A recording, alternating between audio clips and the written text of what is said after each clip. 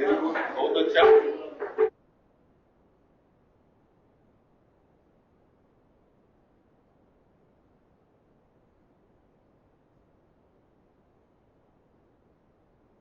Leaders are the ordinary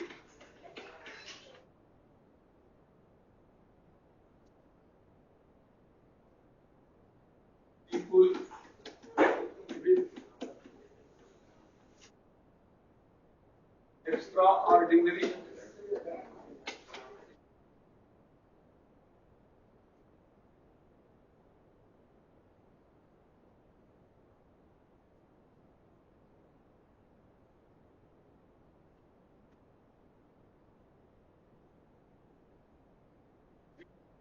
people with extraordinary hearts. Winners are the ordinary people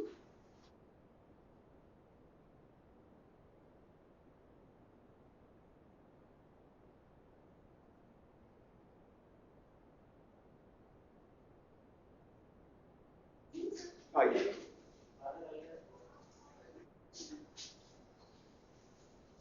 तो जीतने वाले साधारण मनुष्य होते हैं, जीतने वाले साधारण मनुष्य होते हैं, लेकिन उनका हृदय असाधारण होता है। जीतने वाले साधारण मनुष्य होते हैं, लेकिन उसका मस्तिष्क और हृदय असाधारण होता है। मस्तिष्क सोचने के माइंड यानी ज्यादा से ज्यादा याद कर लेने की, फीलिंग एंड इमोशंस, सोच,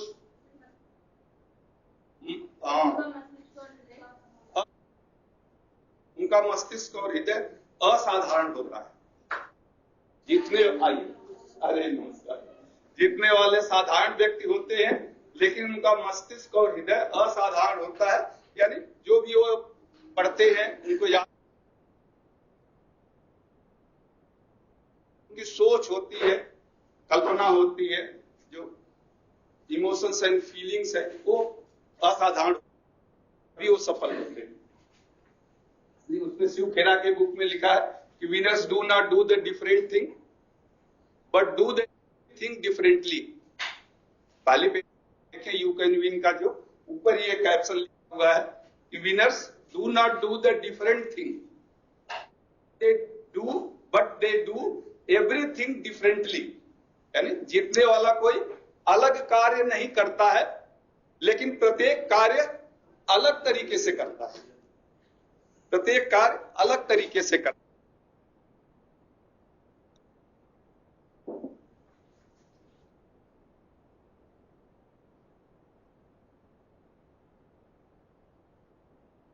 मॉडल तो कल ही खत्म हो जाना चाहिए था। चलिए, जब जो होना है वो तभी होगा, हुई है तभी जवाब दो, राम रचि राखा। तो जब वो कर तर्क बढ़ावे शाखा, तो तर्क वितर्क से क्या होगा, इसलिए अपना कर्तव्य कर्म कर। तो आईडी मॉडल कल हम डिस्कस कर रहे थे कि आईडी मॉडल क्या। कल मैंने आपको बताया था कि एक सिंपल मॉडल है, बहुत जेनरिक मॉडल्स है। इसके 5 फेजेज होते हैं, इसमें एनालिसिस, डिजाइन, डेवलपमेंट, इंप्लीमेंटेशन है, इवैल्यूएशन। इसके 5 फेजेज होते हैं।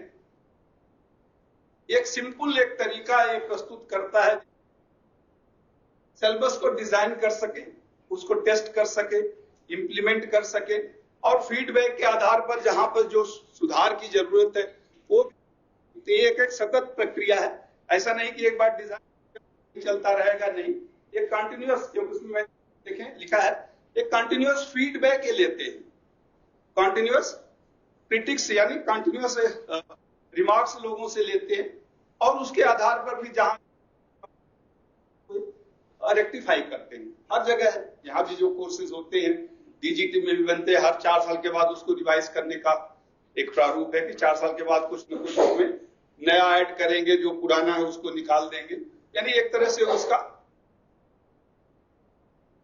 कि क्या जरूरत है, क्या इसमें और डालने की जरूरत है। जैसे आपका देखिए CITS कोर्स, अभी 2 चैप्टर इसमें बढ़ा, ठीक है, उनको लगा कि नहीं ये भी होना चाहिए कुछ कुछ। हालांकि मैं देख रहा था 15 चैप्टर में जो है, कल ही मैं देख रहा था ऐसे ही सिलेबस, तो जो हमने कम्युनिकेशन में आपको बताया ज्यादातर वही है, बस एक टीम बिल्डिंग उसमें थोड़ा सा है, प्रॉब्लम सॉल्विंग है, और how to manage a critics, यानी क्रिटिक्स को कैसे मैनेज करेंगे, तो वो हम जनरल डिस्कशन में क्रिटिसाइज और उसमें कैसे होता है। हाँ, 16वां चैप्टर बिल्कुल नया है, आर्टिफिशियल इंटेलिजेंट, जस्ट अवेयरनेस ही है, आर्टिफिशियल इंटेलिजेंट है, मशीन लर्निंग है, क्लाउड कंप्यूटिंग है, आईओटी है, मतलब एडवांस टेक्नोलॉजी का उन्होंने थोड़ा सा कंसेप्ट उसमें डालने की कोशिश किया है। और 15वें में ये भी है इंटरप्रेन्योरशिप।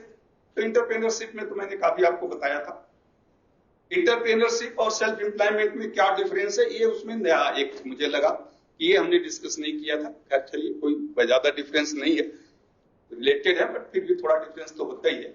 तो वो सब कुछ चीजें नई उसमें है। तो इसी तरह से फीडबैक मिला होगा कि नहीं ये चीज भी ऐड करना है, तो उन्होंने ऐड कर दिया और उसको चेंज कर दिया। सीआईटीएस का आपका सिलेबस का आवर्स चेंज कर दिया। तो ये प्रोसेस है, कंटिन्यूअस प्रोसेस है, और जो कि एडी मॉडल के अंदर आता है। चलिए, इसका पहला है analysis phase.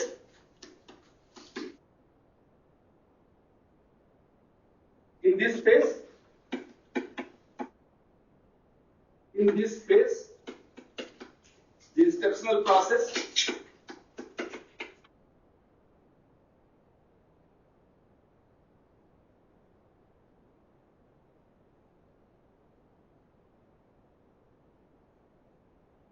is classified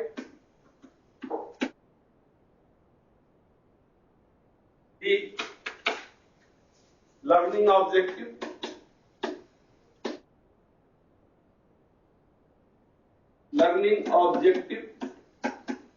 and goal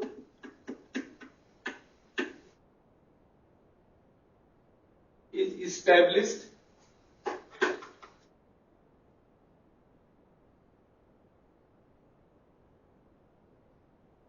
learning environment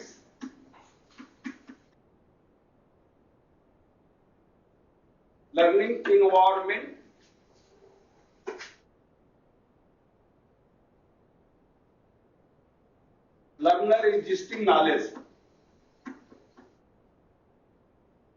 learner's existing knowledge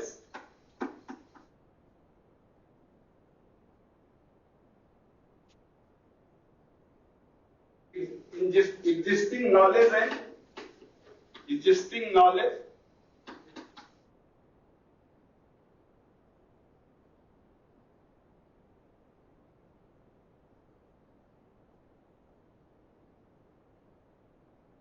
skill is identified।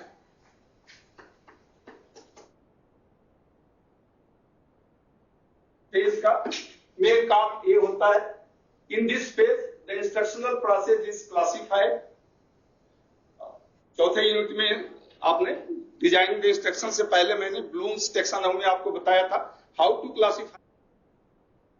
तो मेन प्रोसेस वही है क्लासिफिकेशन का।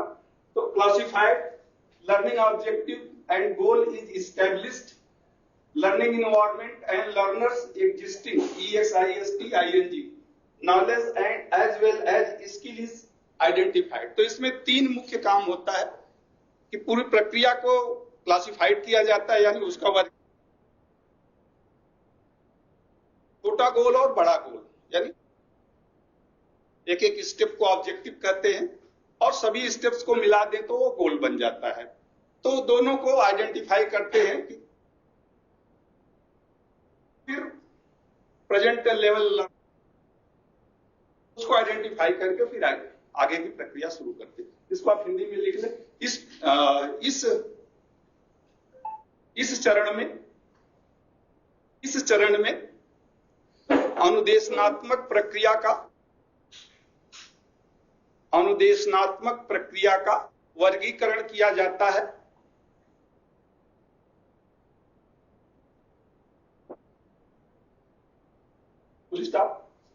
अनुदेशनात्मक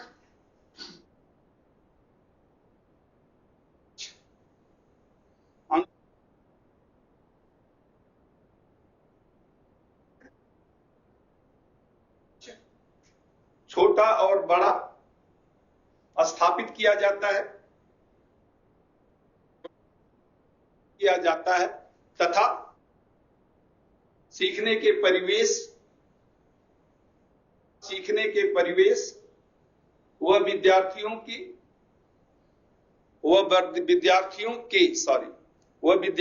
के वर्तमान ज्ञान तथा दक्षता का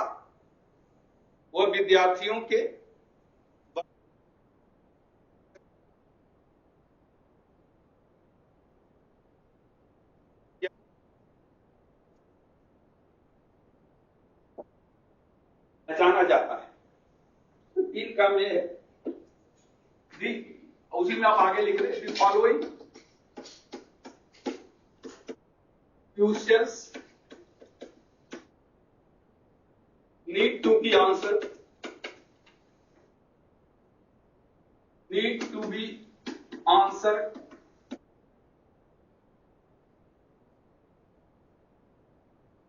during this phase.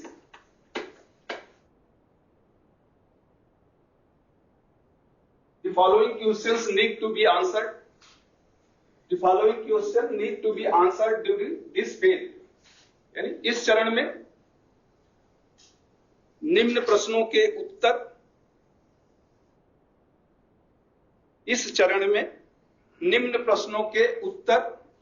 प्राप्त किए जाते हैं।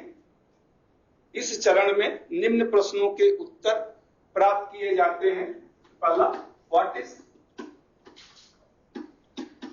the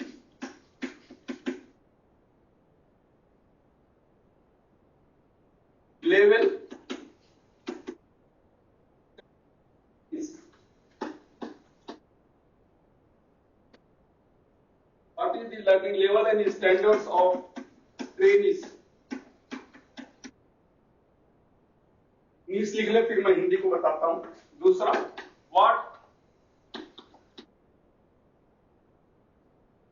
what are the learning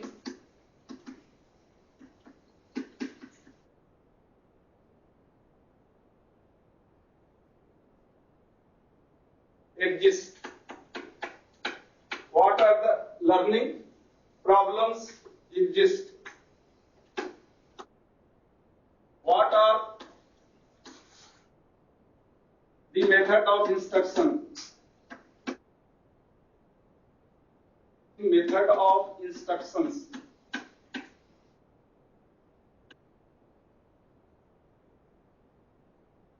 चौथा, what are online methodological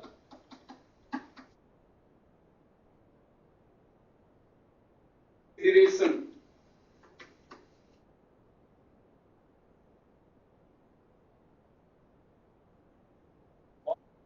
The online methodological consideration. What learner need to accomplish?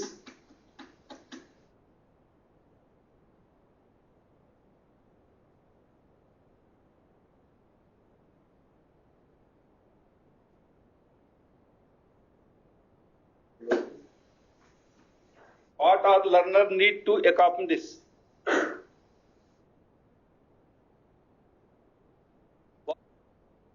Need to accomplish. लिख ले। What knowledge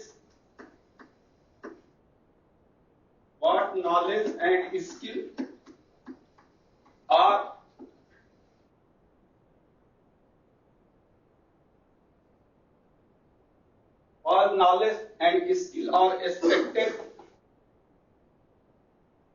the syllabus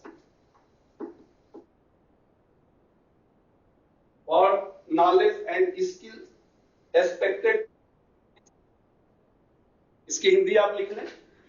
What is their learning level and standard? विद्यार्थियों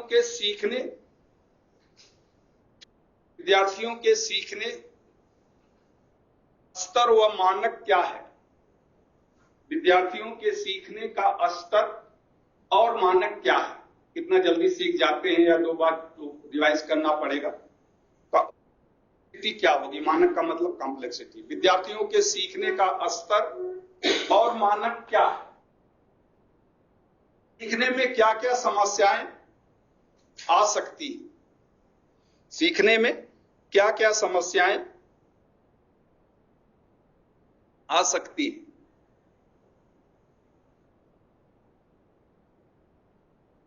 तीसरा, शिक्षण के तरीके कौन कौन से हैं या क्या है, शिक्षण के तरीके कौन कौन से हैं, शिक्षण के तरीके कौन कौन से हैं, शिक्षण के। और चौथा आप लिख लें, ऑनलाइन शिक्षण प्रक्रिया क्या संभव है, शिक्षण प्रक्रिया क्या संभव।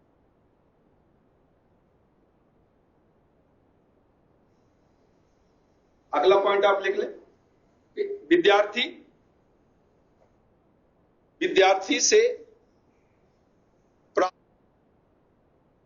विद्यार्थी से प्राप्त करने की क्या अपेक्षाएं हैं, विद्यार्थी क्या प्राप्त कर सकता है, विद्यार्थी से प्राप्त करने की क्या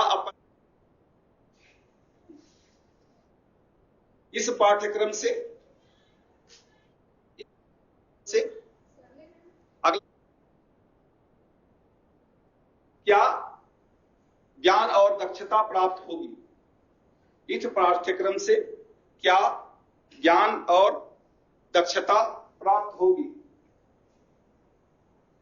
इसी में अगला पॉइंट आप लिख लें, सातवां, how to define specific objective,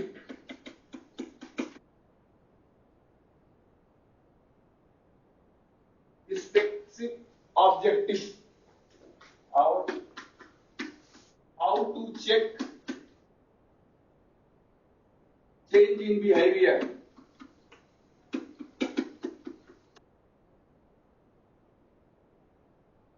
how to check change in behaviour, change in behavior means it is a learning.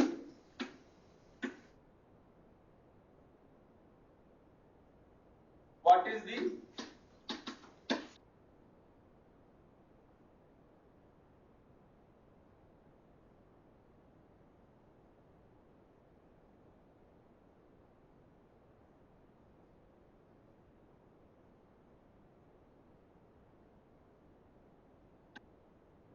और बहुत सी जिसका इतना बहुत है।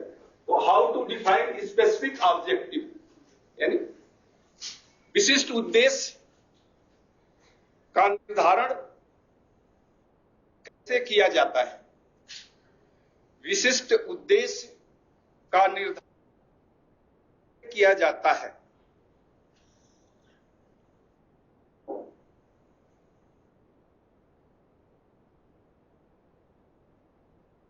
व्यवहार में होने वाले परिवर्तन,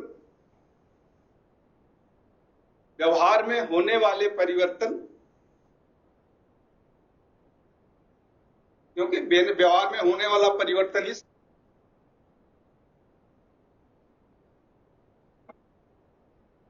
की पहचान, ब्रैकेट क्लोज कर दें, की पहचान कैसे होती है, व्यवहार में होने वाले परिवर्तन की पहचान कैसे होती है। लास्ट पॉइंट, विद्यार्थियों के तकनीकी ज्ञान का स्तर, विद्यार्थियों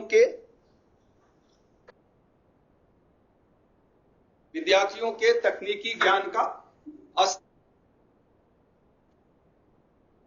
फेज है। कोई भी सिलेबस, जैसे जो डीजीटी कमेटी बैठती है सिलेबस बनाने के लिए,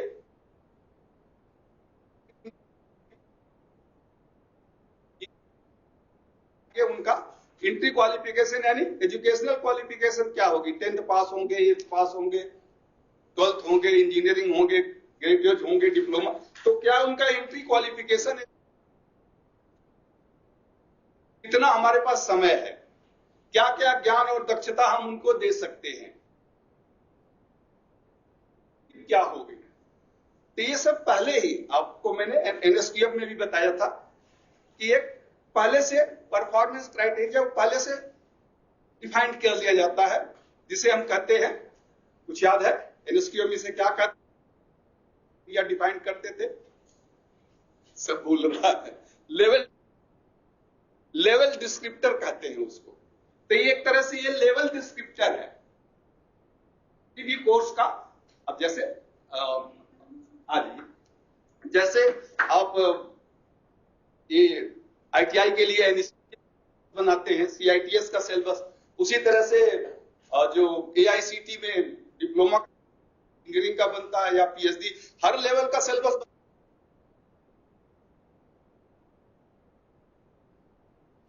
सबका एक लेवल डिस्क्रिप्टर है, और उस लेवल 10 लेवल देता है, दूसरा लेवल, तीसरा, जैसे अभी आपका एक कोर्स था, छठवां था,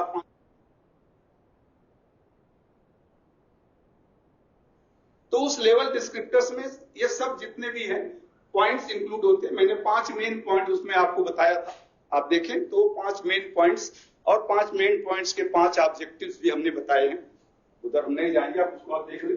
ये पहला स्टेप है, एक बेसिक रूपरेखा कि हम किसके लिए बना रहे हैं, उसका स्तर क्या है, क्या वो चाहता है, सीखना है, कितना सीख लिया है, और हम क्या सिखाना, कितना सीख लिया मतलब उसका टेक्निकल नॉलेज क्या हम सिखाना चाहते हैं, वही नॉलेज और कंटेंट के रूप में सिलेबस में दिया जाएगा। तो दूसरा फेज है design phase.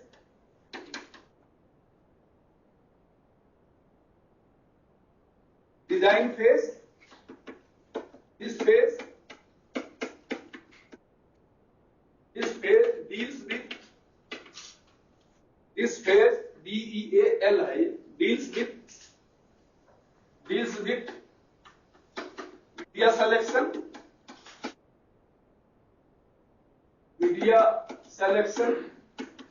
experiences,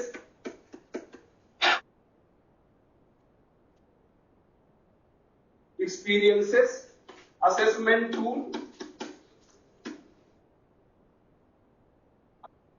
tools, subject analysis,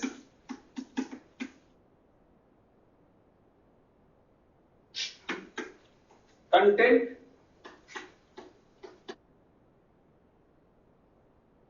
resources।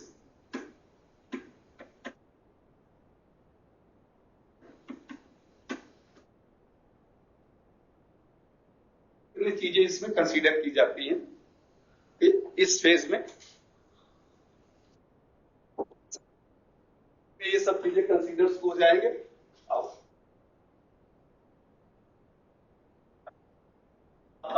This phase should be systematic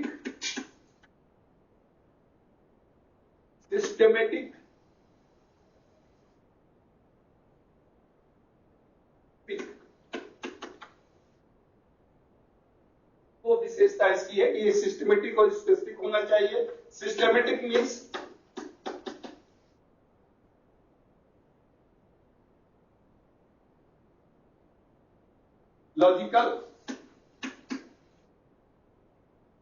logical and sequential,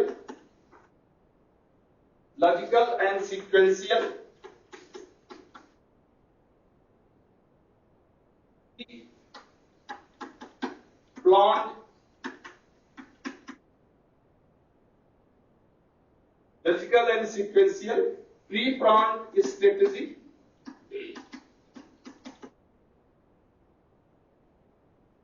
is the objective. To achieve the objective,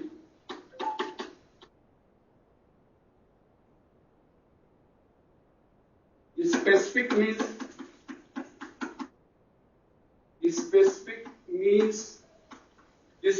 means all the element of this phase, all the element of this phase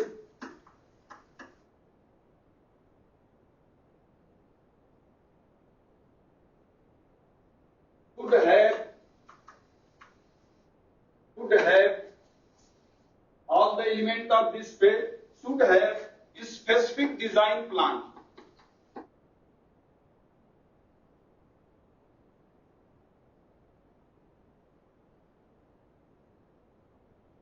ये main इसके objective है.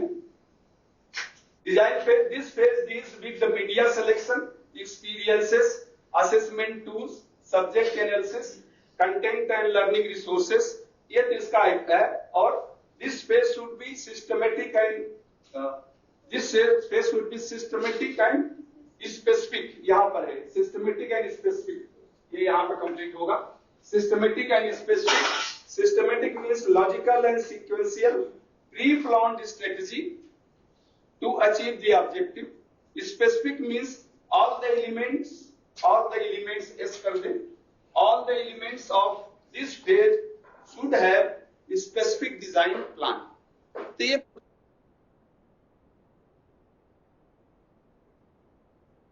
देना है विद्यार्थियों को. अब आप जब डिजाइन में जाते हैं तो क्या क्या आपको चाहिए. तो एक मीडिया है, तो इसमें कि इस चरण में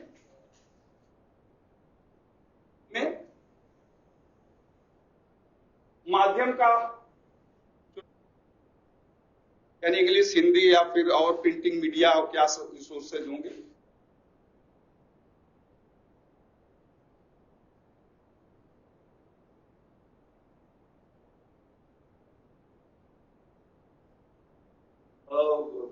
आकलन के उपकरण,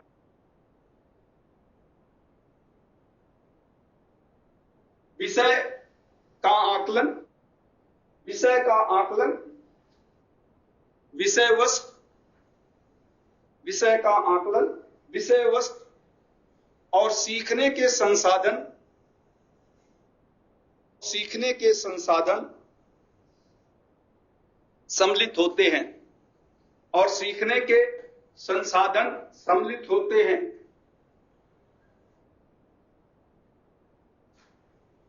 यह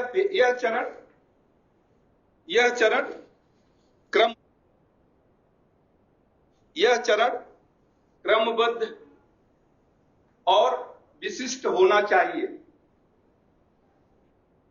यह चरण क्रमबद्ध विशिष्ट होना चाहिए. फुल स्टॉप के बाद लिख ले. क्रमबद्ध का तात्पर्य है क्रम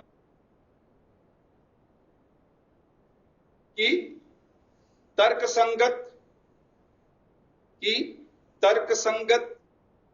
व क्रमानुसार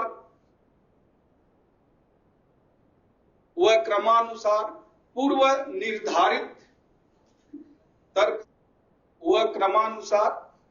निर्धारित नीतियों का उपयोग करके उद्देश्य को प्राप्त करना. फुल स्टॉप बाद लिखे. और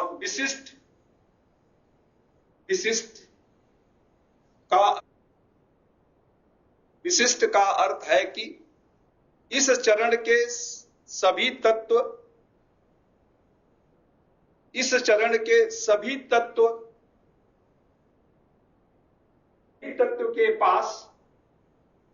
सभी तत्व के पास अपना विशेष संरचना योजना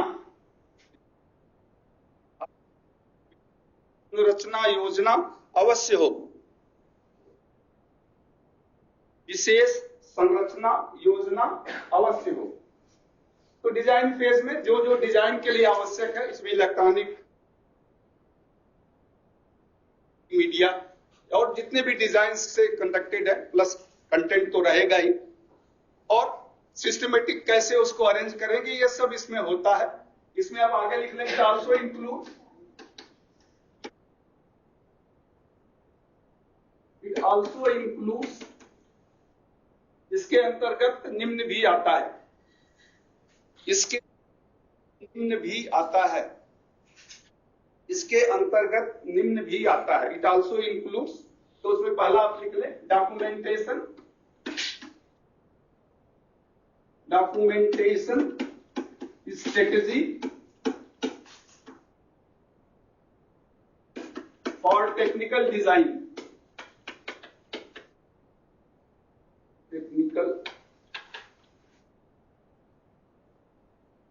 Documentation strategy for technical design. Hindi लिखते चलेंगे या बाद में लिखेंगे? चलिए ठीक। Documentation strategy for technical design.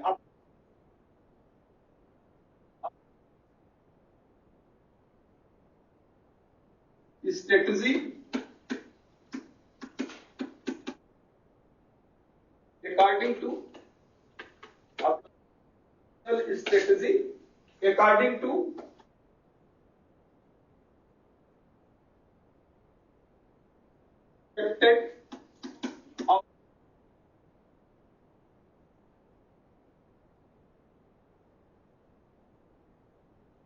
according to expected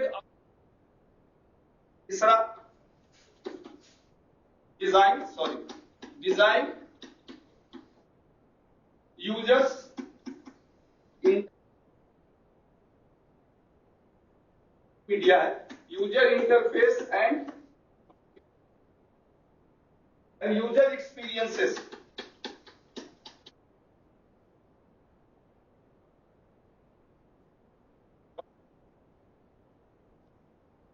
Visual designs.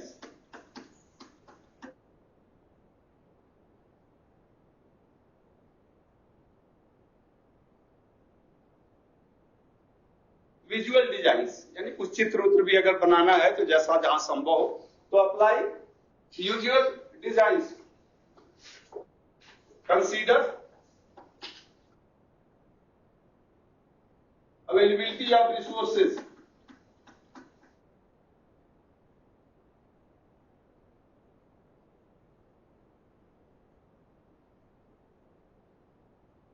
consider availability of resources, obtain time frame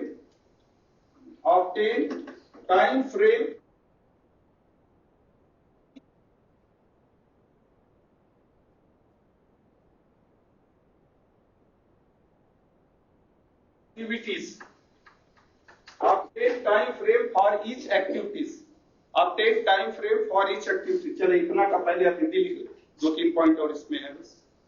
documentation strategy for technical design यानी तकनीकी संरचना के लिए अभिलेख की नीति, अभिलेख संरक्षण की नीति, तकनीकी संरचना के लिए अभिलेख संरक्षण की नीति। डॉक्यूमेंटेशन यानी अभिलेख संरक्षण। एक्सपेक्टेड आउटपुट यानी परिणाम के आधार या परिणाम के अनुसार अनुदेशनात्मक नीति उपयोग करना, परिणाम के अनुसार उपयोग करना।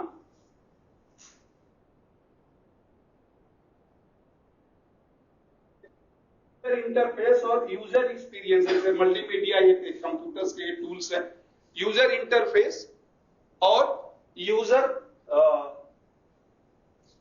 इंटरफेस और यूजर एक्सपीरियंसेस की संरचना करना। इससे जो रिस्पांस और फीडबैक प्राप्त करने में सहायता मिलती है। जैसे आप मल्टीमीडिया उसमें करते हैं ना, लाइक डिसलाइक और रिस्पांस, किसी को आप ब्लॉक कर दे तो वही सब इसमें एक्टिविटीज होती हैं। तो ऑनलाइन किसी से आप रिस्पांस प्राप्त कर सकते हैं, तो फीडबैक प्राप्त कर सकते हैं, उसके लिए इसका उपयोग किया जाता है।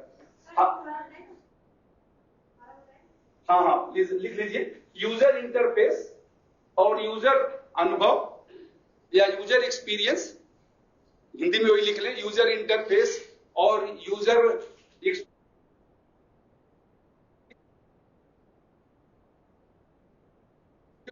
डिजाइन। विजुअल यानी विजुअल डिजाइन ब्रैकेट में चित्र या डायग्राम, हाँ दृश्यात्मक भी कह सकते हैं, और अगर आप दृश्यात्मक लिखना चाहें तो भी लिख लें। विजुअल में भी क्लियर होता है, और विजुअल तो आजकल नॉर्मली हिंदी में भी यूज होता है। तो दृश्यात्मक संरचना का उपयोग करना, दृश्यात्मक संरचना का उपयोग करना, दृश्यात्मक संरचना का उपयोग करना। अगला पॉइंट, उपलब्ध संसाधनों, उपलब्ध संसाधनों, उपलब्ध संसाधनों विचार करना, क्या आपके पास है क्या नहीं है, उपलब्ध संसाधनों पर विचार करना। सभी क्रियाकलापों के लिए, सभी क्रियाकलापों के लिए एक निश्चित समय निर्धारित करना, कितने समय में क्या पूरा होगा वो बहुत जरूरी है। सभी क्रियाकलापों के लिए एक निश्चित समय निर्धारित करना।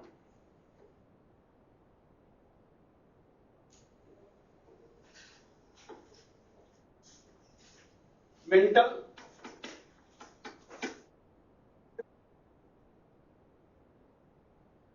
required to complete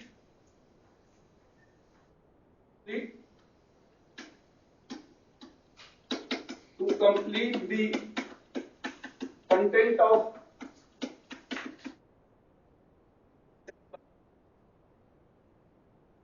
mental process required to complete the content of syllabus. Knowledge,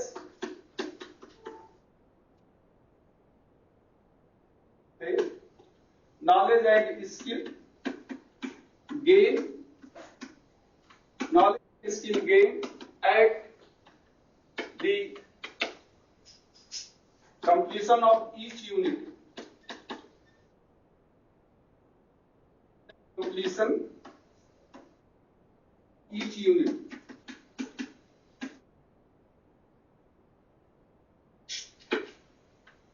Knowledge and skill gain, completion of each skill. Last point, sensible, इसमें भी जरूरी है, sensible work habit, sensible work habit and desirable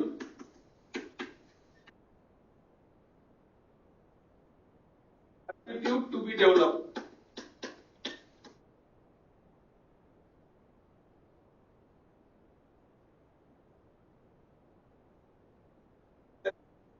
सब तथ्यों का ध्यान रखा जाता है सिलेबस बनाते समय, इन सब तथ्यों का ध्यान रख।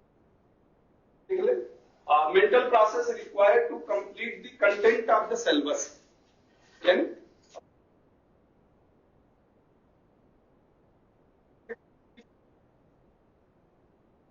पूरा करने के लिए मानसिक प्रक्रिया, पूरा करने के लिए आवश्यक मानसिक प्रक्रिया, यानी मेंटल लेवल क्या होगा उसको सोचना होता है। पाठ्यक्रम की विषय वस्तु को पूरा करने,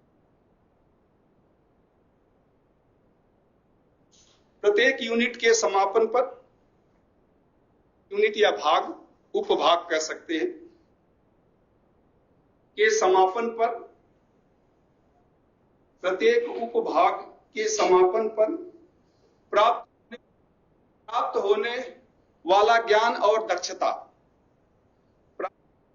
ज्ञान और दक्षता। अगला पॉइंट, संवेदनशील कार्य आदत, संवेदनशील कार्य आदत, वांछनीय डिजायरेबल, दृष्टिकोण का विकास, संवेदनशील कार्य आदत और वांछनीय दृष्टिकोण का विकास, ये भी जरूरी है सिलेबस में, इसका भी ध्यान रखा जाता है कि साथ में ये भी होती है। दूसरा फेज आपका है जिसमें डिजाइन होता है। अब third phase development,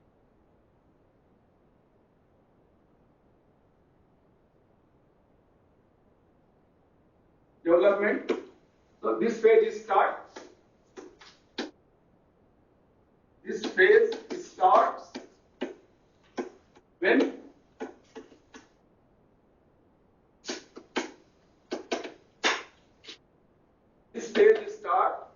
the developer assemble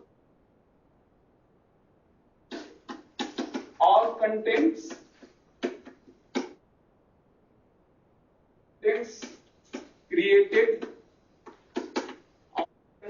created in design phase.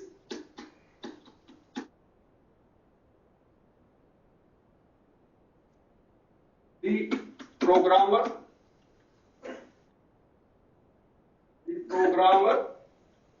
work and develop. The programmer work and develop the technical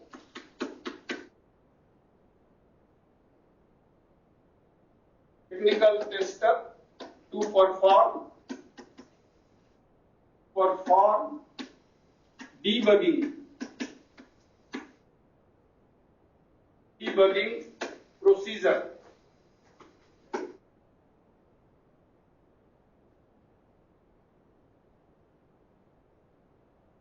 The complete process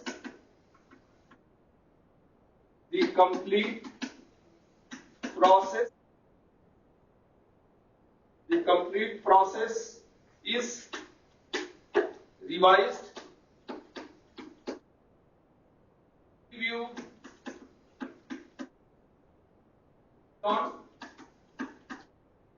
based on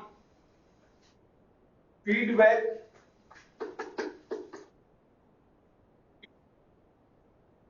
received from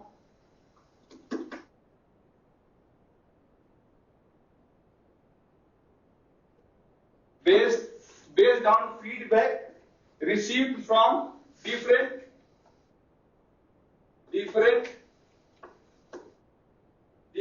stakeholders. ऊपर लिख देता हूं, different stakeholder.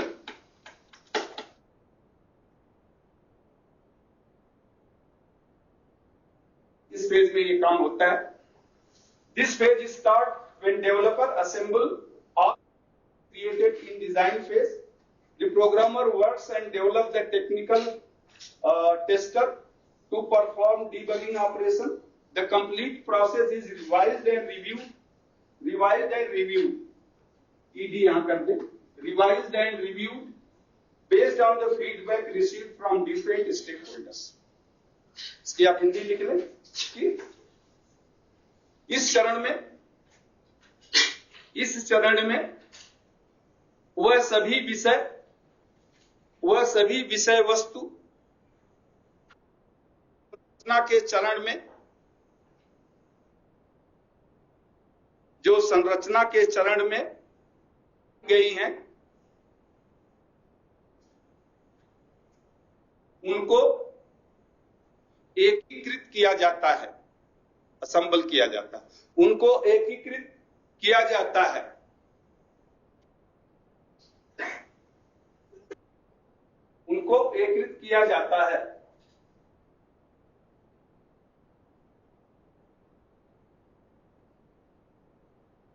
प्रोग्राम के विशेषज्ञ, programme बनाने वाले नहीं, त्रुटियों को दूर करने के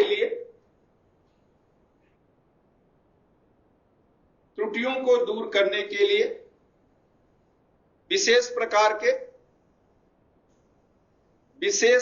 के परीक्षण उपकरण, विशेष प्रकार के तकनीकी परीक्षण उपकरण को विकसित करते हैं. विशेष प्रकार के तकनीकी परीक्षण विकसित करते हैं. इस संपूर्ण प्रक्रिया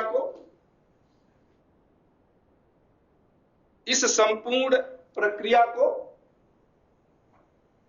पुनः अवलोकन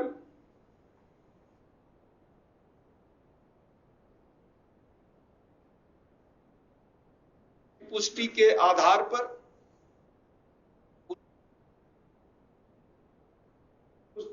प्रतिपुष्टि के आधार पर सुधारा जाता है। सुधारा जाता है। इट कंसीडर, आगे आप लिख लें, it consider following points.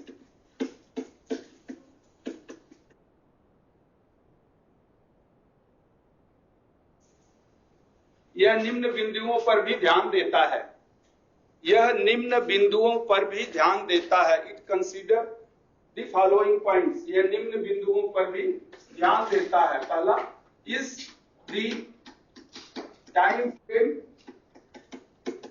is the time frame adhered, is the time frame adhered, are you creating the content, creating the content as per schedule,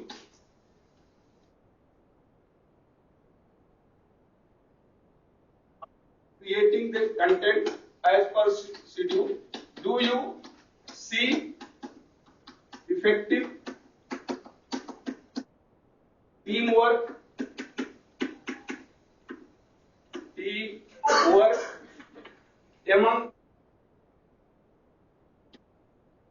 among the participants?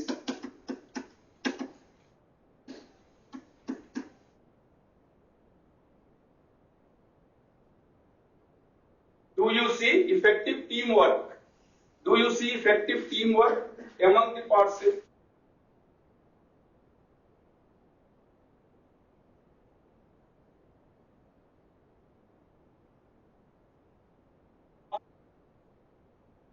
Contributing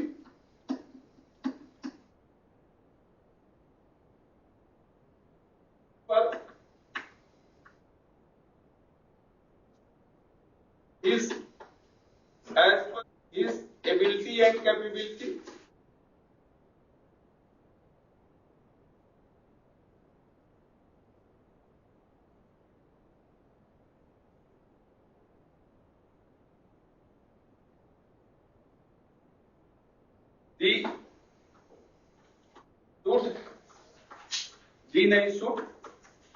The produced syllabus, should the produced syllabus as per expectation?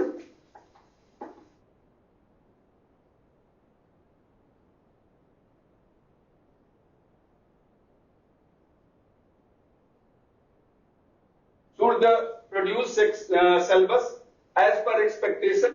ये 4 point भी इसका consider जो हमने ऊपर लिखा उसके साथ साथ ये भी 4 पॉइंट इसमें होता है। हो गया, इंग्लिश हो गया।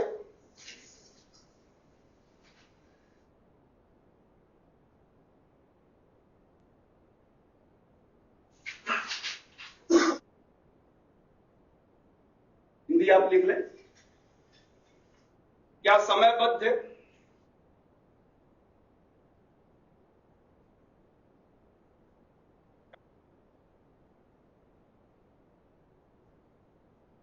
के अनुसार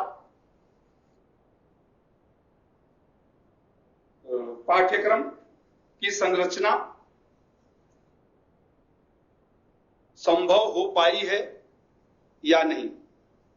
पाठ्यक्रम संभव हो पाई है, बस इतना ही लिख लें। क्या समयबद्ध कार्यक्रम के अनुसार पाठ्यक्रम की संरचना। दूसरा, क्या सभी सहभागियों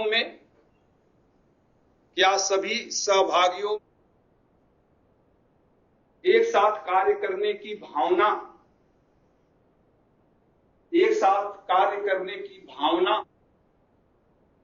दृष्टिगत होती है? क्या सभी सहभागियों में एक साथ कार्य करने की भावना दृष्टिगत होती है? तीसरा पॉइंट, क्या सभी अपनी क्षमता और योग्यता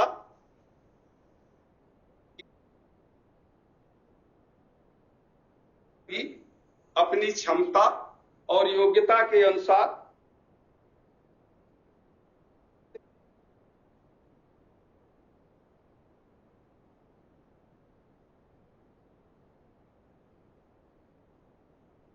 चौथा पॉइंट लिख ले कि जैसा अपेक्षित है,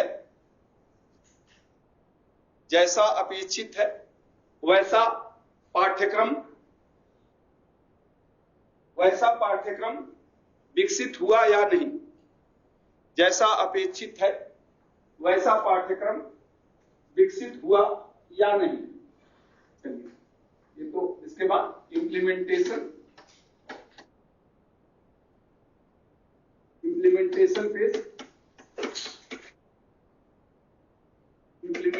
phase. This phase develop training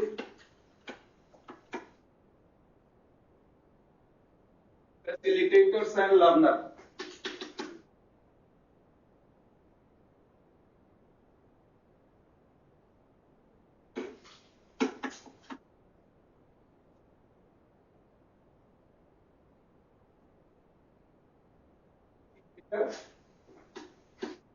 Facilitator training includes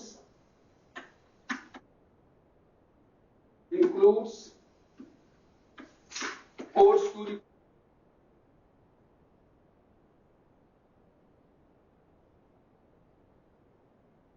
learning outcome,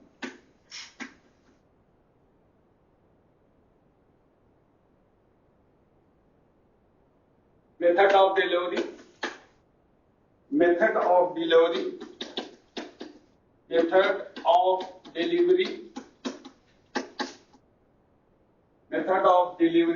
and testing procedure.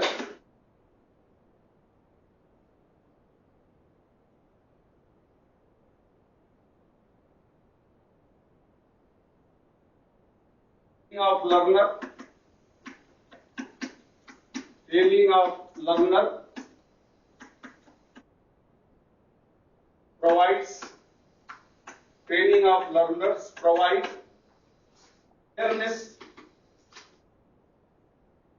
awareness to technology,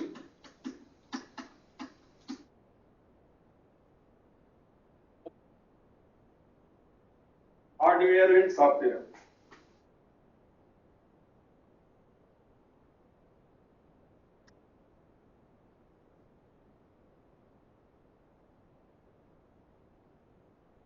इस फेज का एक काम है।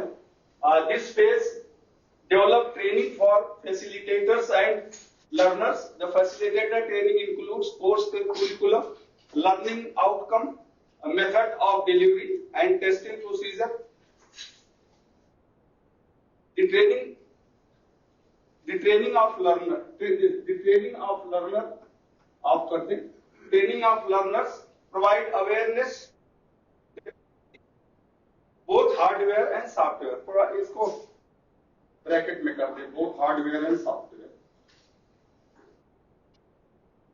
ठीक है, हो गया। हिंदी में आप लिख लें कि इस चरण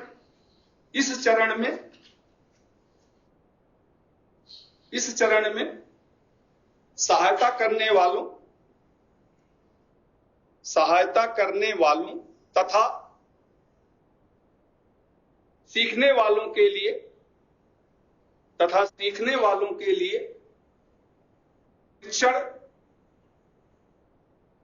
प्रशिक्षण की व्यवस्था की जाती है। सीखने वालों के लिए प्रशिक्षण की व्यवस्था की जाती है। तो फुल स्टॉप के बाद लिख ले, सहायता करने वालों के प्रशिक्षण में सहायता करने वालों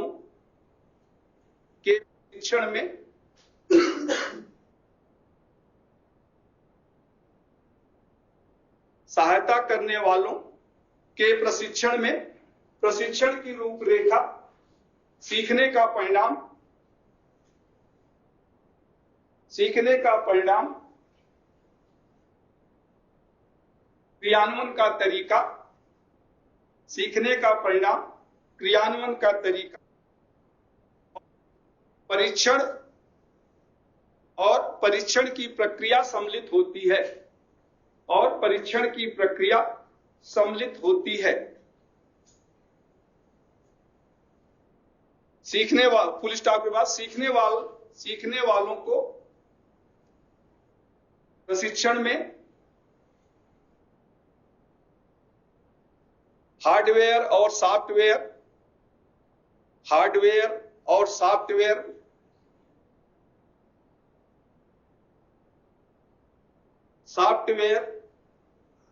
के प्रति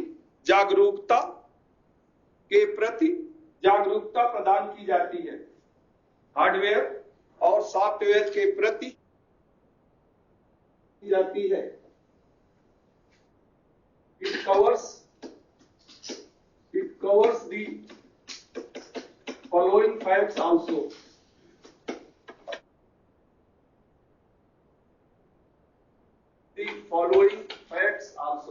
इसके अंतर्गत निम्न तथ्य भी आते हैं।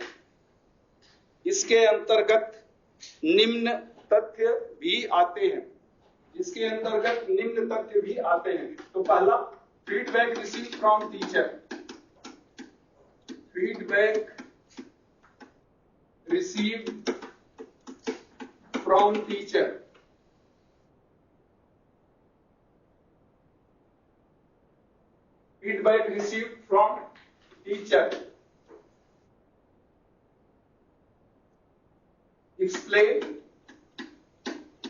Explain how to deal with error during testing.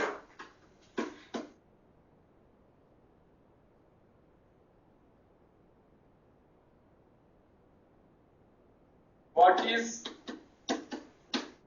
the best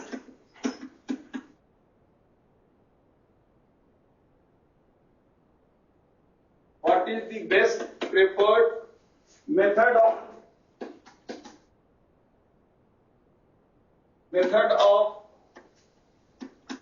designing?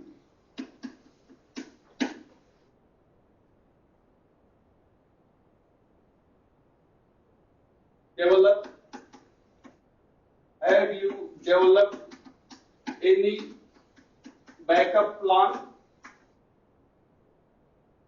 you developed any backup plan?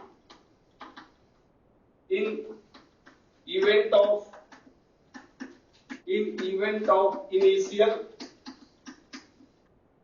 failure of design?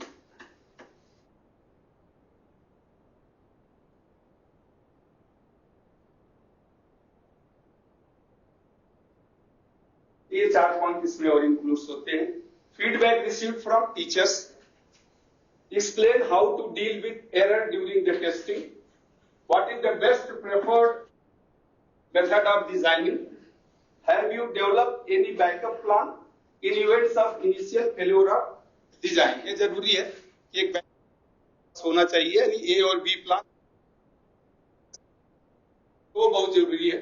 जैसे आपने सिलवारा में देखा, फेल हो गई तो रैक माइनस आ गए, बैकअप प्लान जरूर होना चाहिए हर कार्य के लिए कि अगर ये हम बिल्कुल वही बैठ न जाए, सोचते रहे कि क्या दूसरा है, बेस्ट अल्टरनेटिव दूसरा क्या है। ठीक है, टफ हो सकता है, लेकिन अल्टरनेटिव में आप इसको लिख ले, शिक्षकों से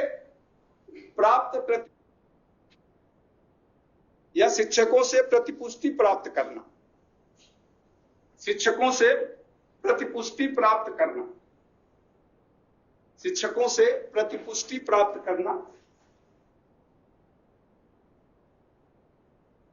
कि टेस्टिंग के परीक्षण के समय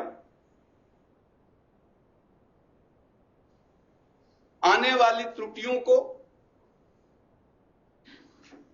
कैसे दूर किया जाएगा। परीक्षण के समय त्रुटियों को कैसे दूर किया जाएगा?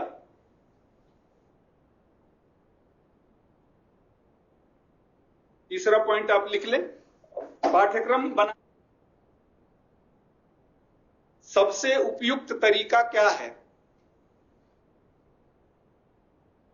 सबसे उपयुक्त तरीका क्या है?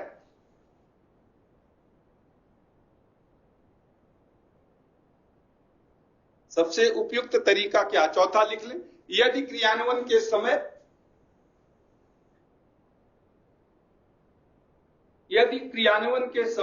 प्रारंभिक प्रक्रिया असफल होती है, यदि क्रियान्वयन के समय प्रारंभिक है तो क्या कोई विकल्प उपलब्ध है? यदि क्रियान्वयन के समय प्रारंभिक प्रक्रिया विफल होती है तो क्या कोई विकल्प है? चलिए last evaluation.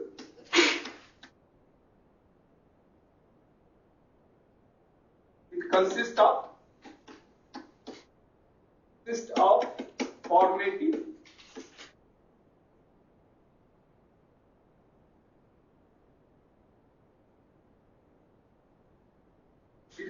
of formative and summative evaluation. The formative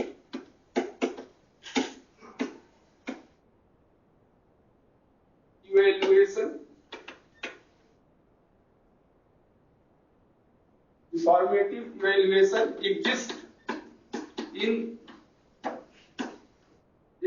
in each phase of design.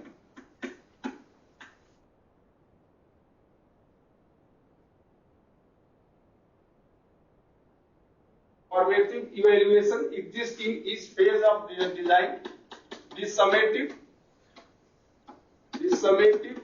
evaluation is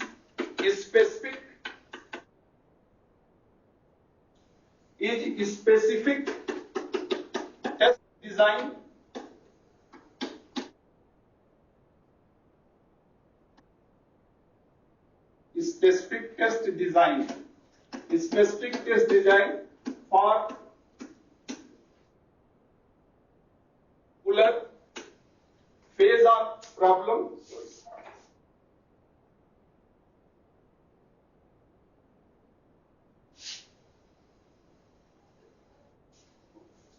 For particular phase or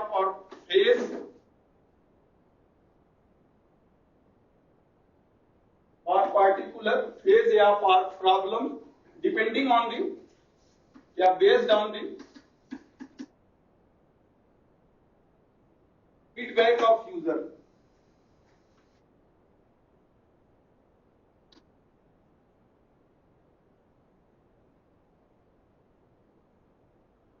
Based on the feedback of users. तो ये है मूल्यांकन आप कर सकते हैं। मूल्यांकन का चरण, it consists of formative and summative evaluation. Formative evaluation exists in each phase of design. The summative design, specific test design for particular phase or particular phase or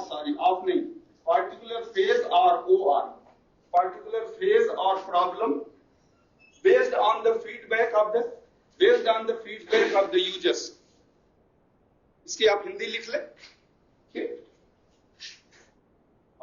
मूल्यांकन में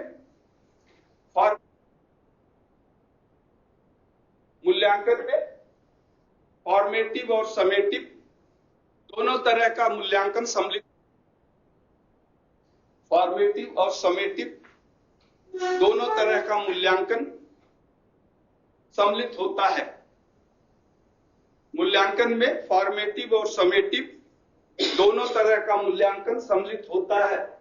आगे आप लिख लें।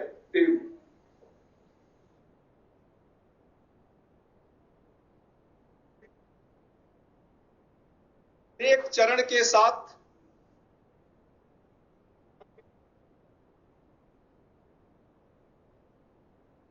संबद्ध होता है या संबंधित, प्रत्येक चरण से संबंधित होता है। फॉर्मेटिव मूल्यांकन प्रत्येक चरण से संबंधित होता है। ऐसे कर लें, सॉरी थोड़ा सा चेंज कर लें। तो फॉर्मेटिव मूल्यांकन प्रत्येक चरण से संबंधित होता है तथा समेटिव मूल्यांकन किसी विशेष समस्या या किसी चरण की बाधा को दूर करने के लिए किसी विशेष समस्या या किसी चरण की बाधा को दूर करने के लिए किसी विशेष समस्या या किसी चरण की बाधा को दूर करने के लिए विशिष्ट रूप से बनाया जाता है। विशिष्ट रूप से बनाया जाता है। विशिष्ट रूप से बनाया जाता है। चलिए, इट इंक्लूड्स, इसमें भी कुछ आना चाहिए ना, लास्ट है। चलो भाई, इट इंक्लूड्स, इसके अंतर्गत आता है, इट इंक्लूड्स, पहला पॉइंट आप लिख लें, इसके अंतर्गत आता है, it includes determine a way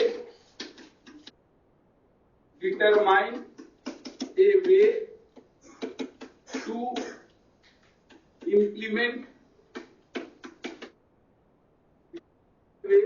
implement the collected data so that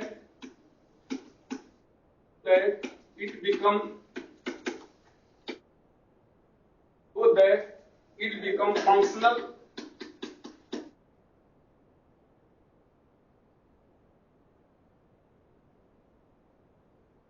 need.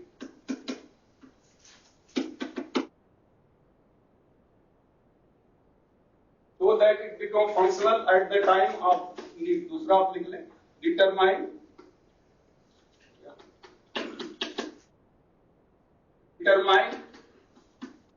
the system,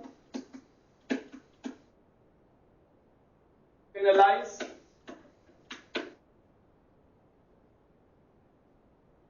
the feedback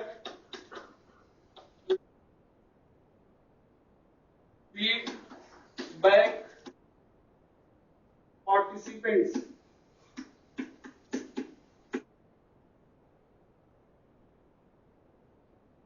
determine the method,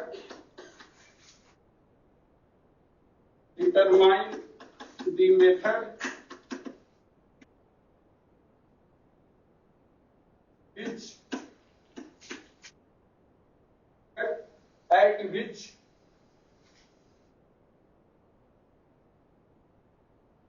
at which clarity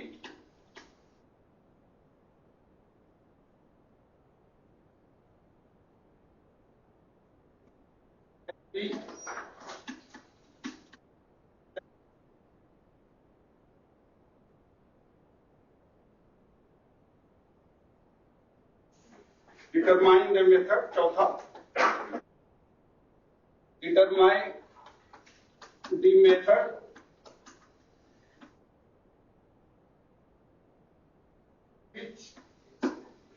at which validity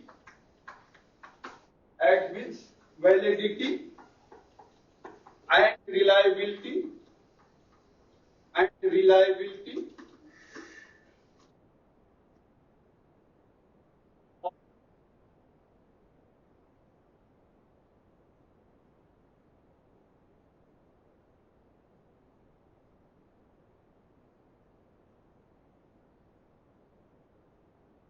determine a way to implement the collected data so that it becomes functional at the time of need. Determine the system to analyze the feedback of participants. Determine the method at which established. Determine the method at which validity and reliability, RELIA, reliability of content is observed. इसकी हिंदी लिख लें, एक दो point और है।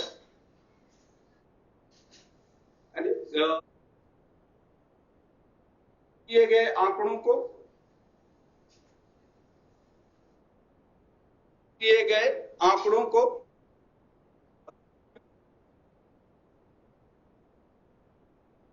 क्रियान्वित करने का तरीका किए गए आंकड़ों को क्रियान्वित करने का, जिससे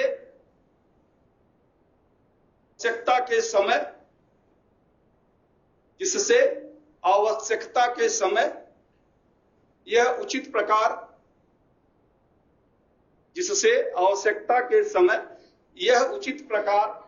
कार्य कर जिससे आवश्यकता के समय यह उचित प्रकार कार्य करने में सक्षम हो। दूसरा पॉइंट आप लिख लें, एक तंत्र की व्यवस्था करना जो सहभागियों की प्रतिपुष्टि का आकलन कर सके,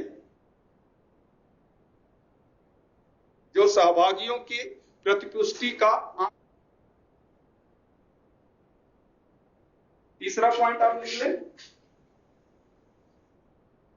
एक मेथड बनाना या मेथड सुनिश्चित करना, एक तरीका बनाना जिससे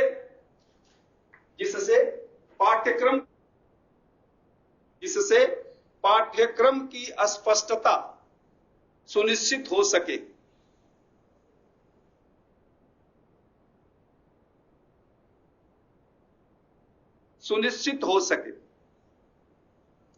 अगला पॉइंट आप लिख लें, एक तरीका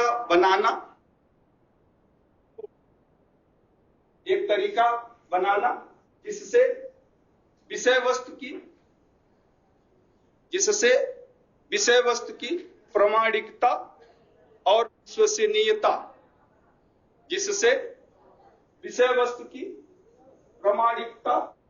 विश्वसनीयता सुनिश्चित हो सके।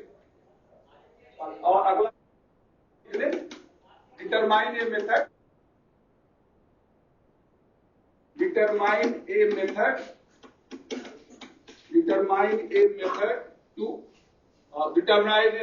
so that you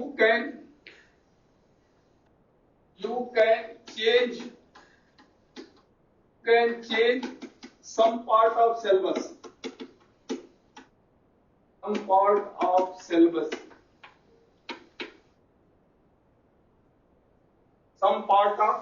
syllabus, और छठवां लिख लें, determine the method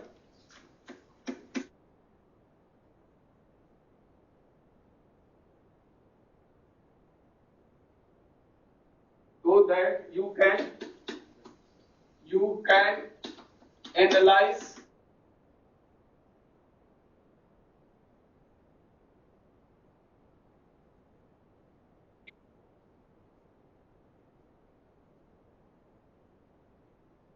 responses of users,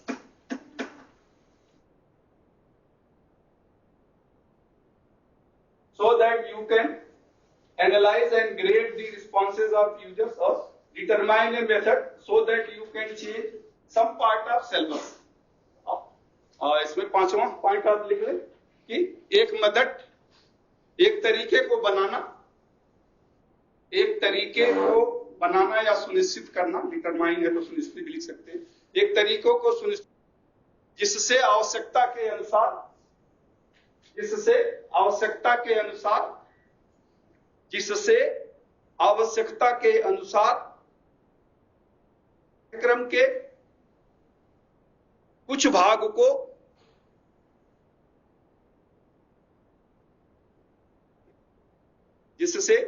पाठ्यक्रम के कुछ भाग को परिवर्तित किया जा सके।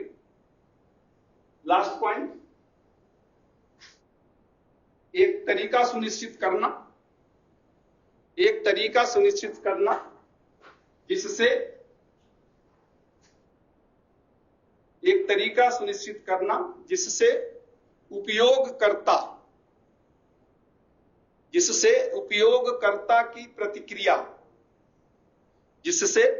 उपयोगकर्ता की प्रतिक्रिया का आकलन जिससे उपयोगकर्ता की प्रतिक्रिया का आकलन और श्रेणीबद्ध किया जा सके, जिससे उपयोगकर्ता की प्रतिक्रिया का आकलन और श्रेणीबद्ध किया जा सके। तो ये आईडी मॉडल खत्म हुआ। 12 बजे से मैंने उनको टाइम दे रखा, 10 मिनट रेडी है, बस कोई बात नहीं। तो इलेक्ट्रीशियन वाले बहुत दिन से कह रहे थे, मैं बोला चलो कल परसों करते करते पिछले हफ्ते इस हफ्ते 2 महीना गुजर गया। चलिए अब सिलेबस का जो आपका डिजाइन होता है, सीआईटीएस का नया सिलेबस अभी डिजाइन हुआ, तो आप बाहर देखें, बाहर के पेज पे सिलेबस और इलेक्ट्रॉनिक मैकेनिक्स सीआईटीएस यानी electronic mechanics CITS also applicable, उसमें लिखा है। पहले तो है trade electronic mechanics and mechanics also applicable for mechanics electronic consumers and smartphone technician come application tester. उसके बाद लिखा है उसमें कि ये लेवल 5 अभी कर दिया है, रिवाइज 2023 में हुआ है। तो ये जनरल इन्फॉर्मेशन। कोर्स रिव्यू, तो कोर्स रिव्यू में कब कोर्स शुरू हुआ? 1948 में पहला सीटीआई शुरू हुआ था चेन्नई में, तो मैंने बताया था। उसके बाद शुरू हुए, उसके बाद आईपीओटी शुरू हुआ, फिर कुछ आईटीआई को दिया गया, वो पूरा पहले पैरा में। दूसरे पैरा में है कि रोल ऑफ द सीआईटीएस क्या है, कि आपको एक अच्छा अनुदेशक बना, यानी मेथोडोलॉजी। तीसरे पैरा में दिया है कि अनुदेशक के साथ साथ आप एक टेक्निकल नॉलेज भी आपको होगा अपने ट्रेड का। Manage, monitor, give the advice to the trainees. तो ये सब उसमें पहला है। तो ये फर्स्ट पॉइंट है कोर्स रिव्यू का। दूसरा है टेक्निकल सिस्टम, यानी कोर्स का जो टेक्निकल सिस्टम है, तो उसमें कैसे एडमिशन होगा, वो निम्मी का विवरण दिया है। निम्मी ऑनलाइन एडमिशन होता है, ये पहला पैरा तो निम्मी का है। और दूसरे पैरे में है फिर आप कब, कैसे और क्या कहते हैं। फिर उसके बाद है कोर्स कंस्ट्रक्शन। तो कोर्स 2 कोर्स है, एक है आपका, दूसरा है ट्रेनिंग मेथोडोलॉजी।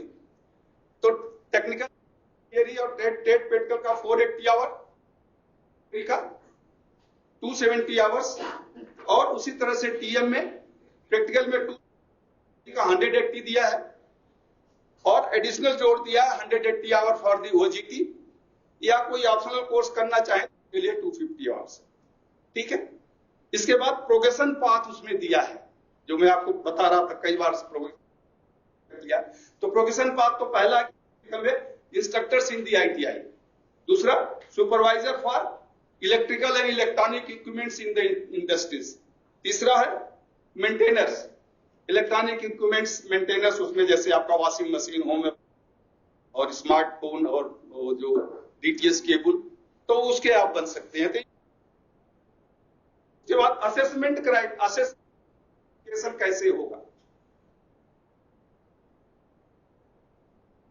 फॉर्मेटिव असेसमेंट का एक फॉर्मेट भी है जो आपके भारत स्किल पर भी है, आप देख सकते।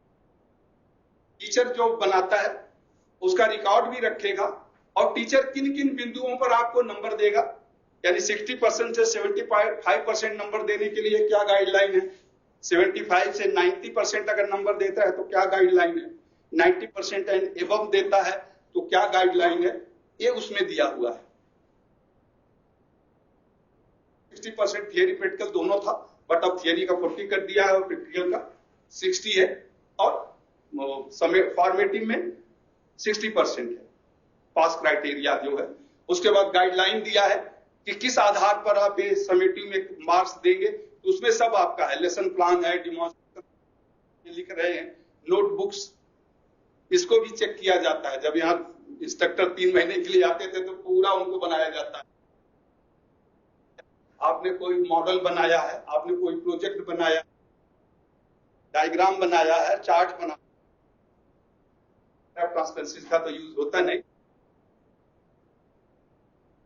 विजुअल रिकॉर्ड्स है, कोई वीडियो रिकॉर्ड्स है, तो इन सब रिकॉर्ड और प्लस आपकी punctuality, discipline in the class, तो इन सब पॉइंट पे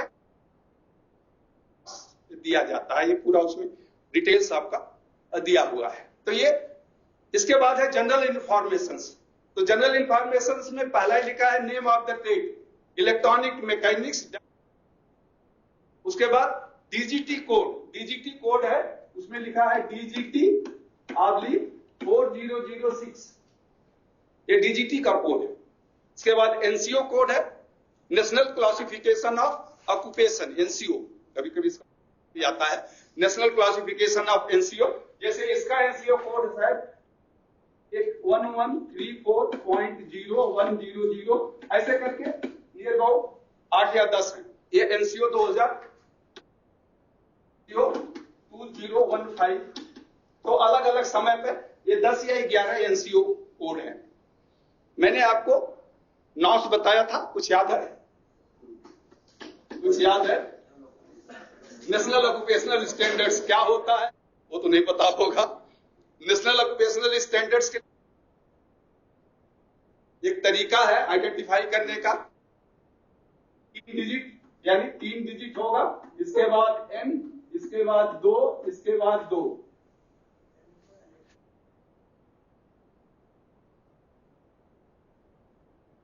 जो होते थे ये किसके लिए थे? Sector skill council.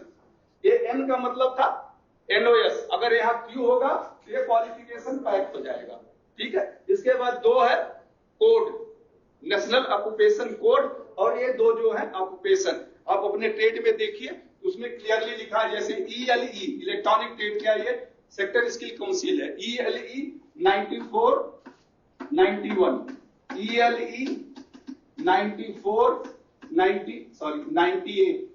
इसी तरह से PSS 95 92, PSS ये सेक्टर स्किल काउंसिल है, ये है इलेक्ट्रॉनिक सेक्टर स्किल काउंसिल, पूरा नाम उसका इलेक्ट्रॉनिक सेक्टर स्किल का शॉर्ट में ईएलई कर दिया है। ये है पावर स्किल। आप अपना सिलेबस खोल लें तो शुरू में सब पावर जितने मतलब सेक्टर्स हैं सब दिए हुए हैं। तो अब इसमें देखिए, सॉरी मैंने गलत लिखा, यहां पे फिर से इसको लिखिए, ELE/N 94 98, जैसे ELEN 94 तो रहेगा, यहाँ 91 92 कुछ इसी तरह से PSSN, ये इसका 95 ये कोड है, ये PSS का कोड है 95। टोटल आप देखें आपके बुक में 24 दिया हुआ है, 24 ये हैं, सभी जितने भी हैं ये 24 है टोटल यानी जॉब। ये तो एक तरह से ये जो लास्ट वाला ये जॉब रोल इंडिकेट करता है कि आपको क्या काम करना है इंडस्ट्री में, तो वो जॉब रोल आपका बताता है, इंडिकेट करता है। तो 24 जॉब रोल्स आपकी ट्रेड के लिए दिया है, और वो जॉब रोल में आगे दिया भी है सिलेबस में कि क्या क्या आप कर सकते हैं। तो ये जनरल इंफॉर्मेशन में पहला डीजीटी का कोड, तीसरा एनसीओ कोड, चौथा आपका एनॉस का कोड, फिर इसके बाद बैच साइज, जैसे 25 बैच साइज होना चाहिए, और उसके बाद आपका एज क्या होना चाहिए, मिनिमम 18 ईयर है एज, मैक्सिमम कुछ नहीं है। और इसके बाद वर्कशॉप का जैसे 120 स्क्वायर नाम्स होता है, 8 किलोवाट है, plus qualification of the trainees, यानी इंट्री क्वालिफिकेशन इंस्ट्रक्टर्स का क्या होना चाहिए, तो इंस्ट्रक्टर में सब दिया है। और इसमें आप देखें बीओसी यानी बीओक भी दिया है, पहले वाले जो ट्रेड में बीओक नहीं था, बैचलर ऑफ वोकेशनल, बीओक में लिखा है, बीओक फ्रॉम एआईसीटी और यूसीजी दोनों दिया है उसमें। आप इंस्ट्रक्टर की क्वालिफिकेशन में देखें तो उसमें दिया हुआ है, सब डिटेल्स दिया है कि कैसे कैसे होता है, ठीक है। तो ये जनरल इंफॉर्मेशन है। चौथा आपका है जॉब रोल, चौथा उसमें इसके बाद जॉब रोल है। जॉब क्या आप कर सकते हो, तो जॉब रोल में तो पहला क्या है, दूसरा है इलेक्ट्रॉनिक्स मैकेनिक्स, इलेक्ट्रॉनिक्स फिटिंग यानी फिटिंग जॉब जो इलेक्ट्रॉनिक्स है, इलेक्ट्रॉनिक मेंटेनर कर सकते हैं, या केबल डीटीएच इंस्टॉलर, या फिर जैसे आपका सोलर है, solar PV system, solar PV photovoltaic cell, cell installer engineers, PV photovoltaic cell. CCTV camera भी इसमें आ जाएगा, सीसीटीवी कैमरा, बट उसमें लिखा नहीं है आपके, उसमें जॉब रोल में सीसीटीवी कैमरा नहीं लिखा है इलेक्ट्रॉनिक्स का, डीटीएच का लिखा है, डीटीएच का है। और वो टीवी टीवी टीवी रिपेयरिंग, हाँ टीवी रिपेयरिंग का लिखा है। और होम अप्लायंसेस में electronics machine, specially washing machine mention है। इसके बाद है electronic machines, UPS and inverters. तो 3 उसमें कैटेगरी है, 3 कैटेगरी में आप जा सकते हैं। तो टोटल 24-25 जॉब रोल्स हैं, और उस 24-25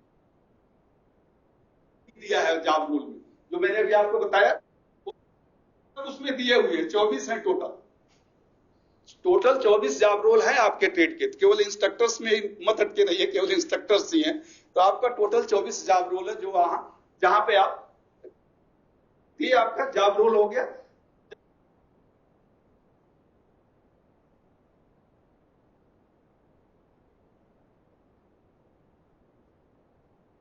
आप कैलकुलस साइंस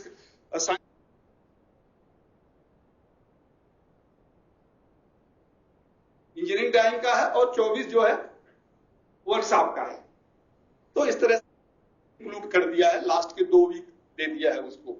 ठीक ठीक है, ये लर्निंग आउटकम्स होते हैं। लर्निंग आउटकम 5वां है।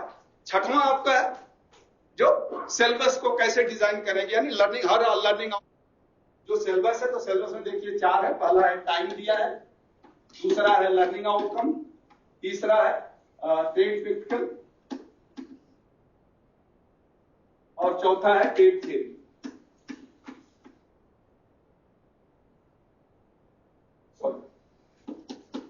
अब यहां पे दिया, यानी इसमें दिया होगा प्रैक्टिकल, प्रोफेशनल जो है स्किल, प्रोफेशनल नॉलेज, थियरी का कितना टाइम है, और लर्निंग आउटकम जो मैंने 24 बताया ऊपर, तो उसी 24 का पहला आउटकम में, लर्निंग आउटकम में तो दोनों होगा, थियरी भी होगा, प्रैक्टिकल होगा। तब इसमें 4-5 होगा, और सबका टाइम कल जैसा मैंने आपको बताया था कि टोटल सिलेबस का टाइम हम आवरली बेस डिसाइड कर लेते हैं, और फिर उसके बाद उसे अरेंज करते हैं सभी एलिमेंट्स में, उसके कॉम्प्लेक्सिटी और इंपॉर्टेंस के अनुसार। तो फिर इसमें इसको किया जाता है। ये आपका सिलेबस डिजाइन है। इसके बाद ये आता है परफॉर्मेंस। सिलेबस में असेसमेंट क्राइटेरिया लिखा,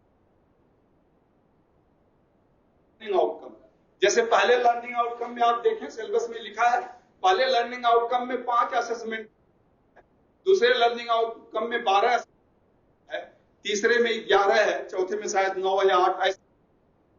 तो टीचर को कुछ नहीं करना है, पहला लर्निंग आउटकम खत्म हुआ 1 वीक या 2 वीक में, तो उसका टेस्ट लेना, और टेस्ट के इसके बाद इंफ्रास्ट्रक्चर, टूल्स एंड टूल्स,